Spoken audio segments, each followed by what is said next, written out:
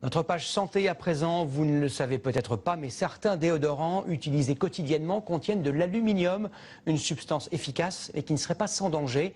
On la soupçonne d'être liée à plusieurs maladies. Les autorités sanitaires recommandent d'ailleurs depuis peu de réduire la concentration de ces sels d'aluminium dans les produits d'hygiène. Corinne Lalo et Jean-Louis Alfero ont mené l'enquête. Il faut parfois une loupe pour découvrir la présence d'aluminium dans les déodorants antitranspirants. Mais son effet sur la santé est désormais bien documenté.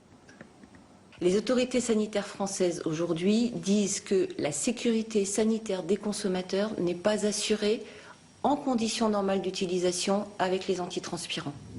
Les sels d'aluminium ont pour fonction d'empêcher la transpiration, mais le problème, c'est qu'ils pénètrent dans l'organisme. Ce sont les docteurs Guillard et Pinault qui l'ont démontré grâce à cette salle blanche de l'hôpital de Poitiers. La découverte s'est faite avec le cas d'une femme qui souffrait d'une grande fatigue sans savoir pourquoi. Cette femme utilisait un antiperspirant tous les jours, elle l'a utilisé pendant 4 ans. On s'est aperçu que l'aluminium était extrêmement élevé dans le sang, extrêmement élevé par rapport à un être humain normal. Et on lui a dit d'arrêter les antiperspirants. Et à ce moment-là, à l'arrêt, eh bien, on a vu que l'aluminium dans le sang diminuait, mais seulement a diminué seulement au bout de 8 mois. Une preuve irréfutable que cet aluminium dans le sang venait de l'antiperspirant.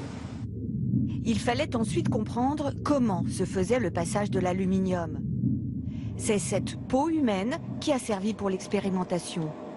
Sur peau intacte, le passage était faible, mais sur peau épilée ou rasée, il était important. Et là, on avait 6 fois plus d'aluminium qui était passé aussi bien dans le derme que dans l'épiderme. Donc on avait prouvé le passage de l'aluminium privilégié sur une peau irritée ou une peau qui était légèrement lésée. Une fois dans l'organisme, l'aluminium circule et peut se déposer dans les os et même dans le cerveau en traversant la barrière entre le sang et le cerveau. Il est toxique pour les cellules. Pourtant, de leur côté, les fabricants de cosmétiques estiment que rien ne justifie une remise en cause de leur pratique. Ils n'ont pas désiré répondre à nos demandes d'interview.